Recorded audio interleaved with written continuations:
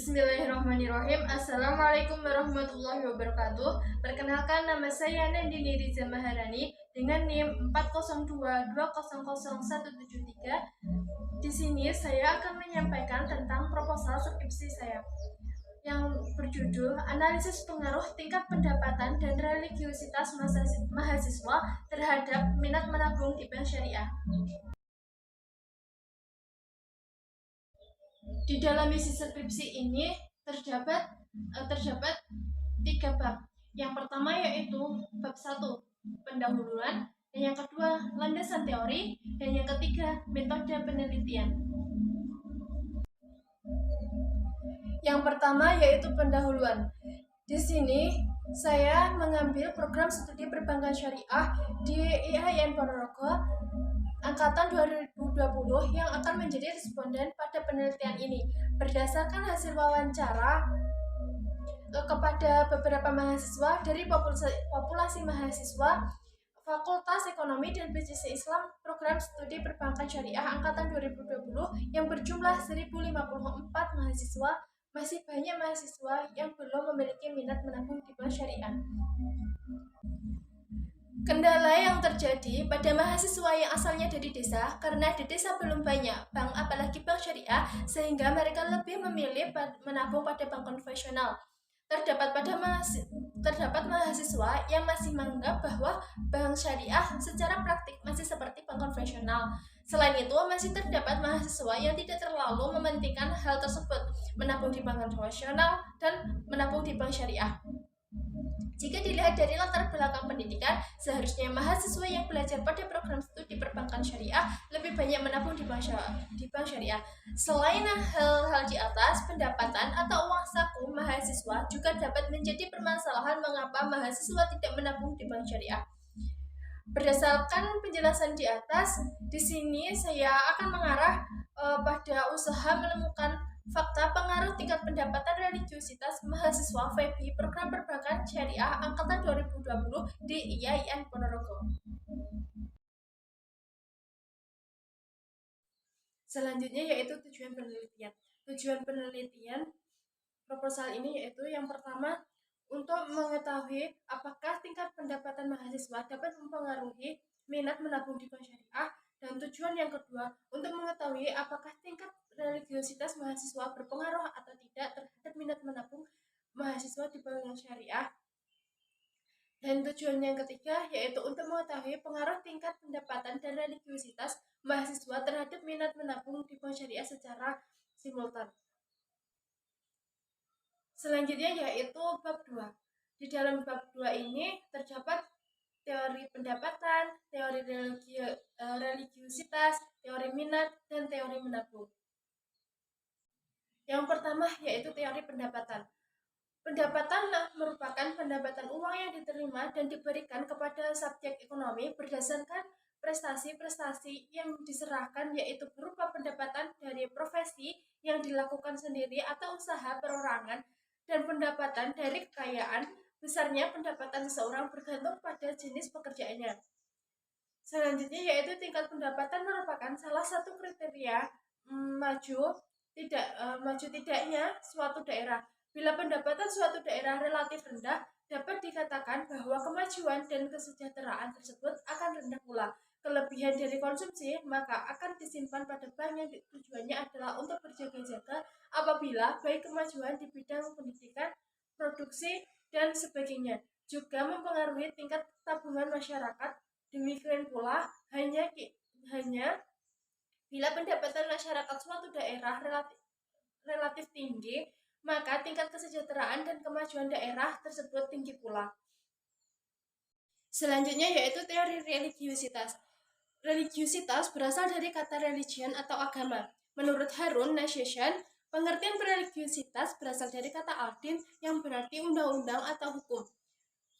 Kemudian dalam bahasa Arab, kata ini mengandung arti menguasai, menundukkan, patuh, hutang, balasan, serta kebiasaan.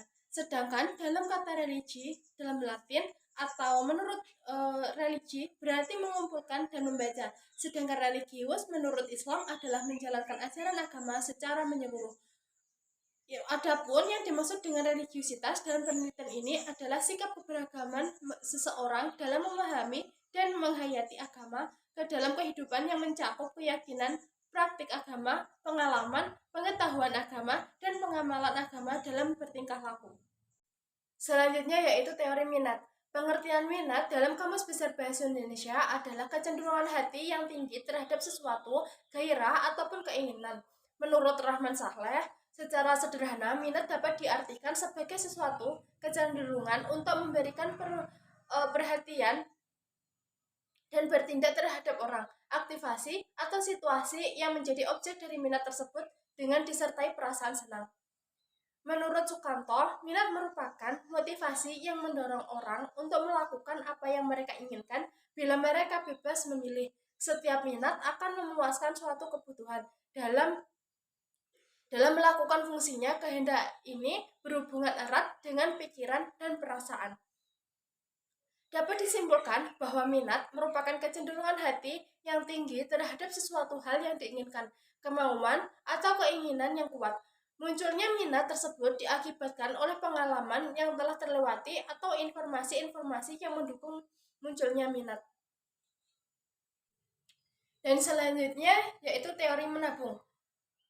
Tabungan merupakan sebagian dari pendapatan masyarakat yang tidak dipergunakan untuk berkonsumsi. Masyarakat yang mempunyai penghasilan lebih besar daripada kebutuhan konsumsinya mempunyai kesempatan untuk menabung. Perubahan tabungan pada masyarakat dapat terjadi karena dua hal. Yang pertama yaitu berubahnya pendapatan masyarakat, dan yang kedua yaitu berubahnya pola hidup masyarakat. Yang pertama yaitu X1.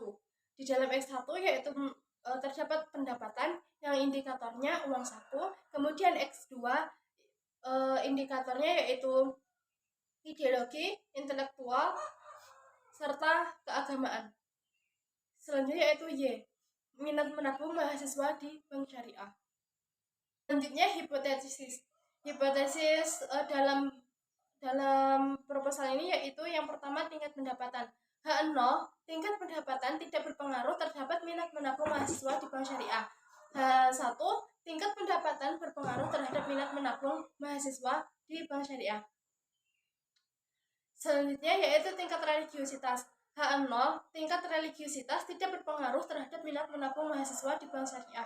Dan H1 yaitu tingkat religiusitas berpengaruh terhadap minat menabung mahasiswa di bank syariah.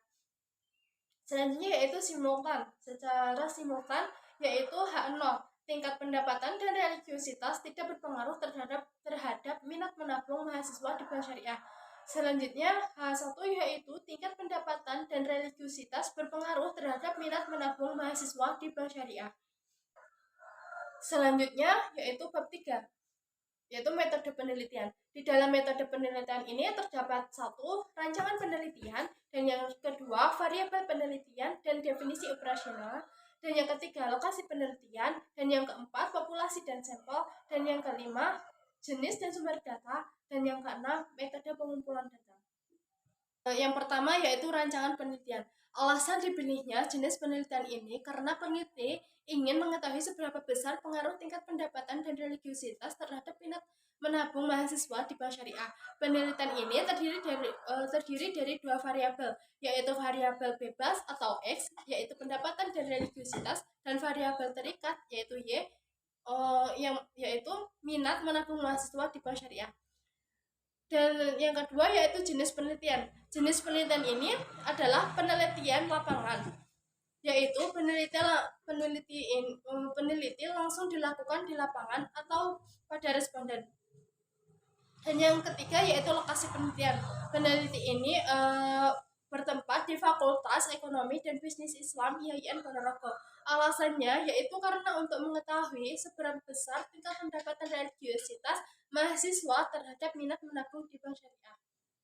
Selanjutnya yaitu populasi dalam penelitian ini adalah mahasiswa Fakultas Ekonomi dan Bisnis Islam jurusan Perbankan Syariah angkatan 2020. Jumlah mahasiswa Perbankan Syariah angkatan 2020 sebanyak 1054 mahasiswa. Jadi populasi yang peneliti akan teliti yaitu sebanyak 1054 mahasiswa. Selanjutnya yaitu sampel. Sampel merupakan bagian dari jumlah dan karakteristik yang dimiliki oleh populasi tersebut.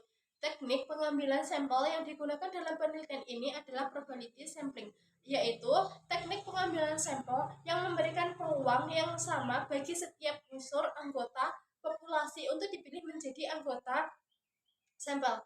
Spesifikasi teknik sampling menggunakan sampel random. Sampling yaitu dikatakan simple atau sederhana karena pengambilan sampel dari populasi dilakukan secara acak.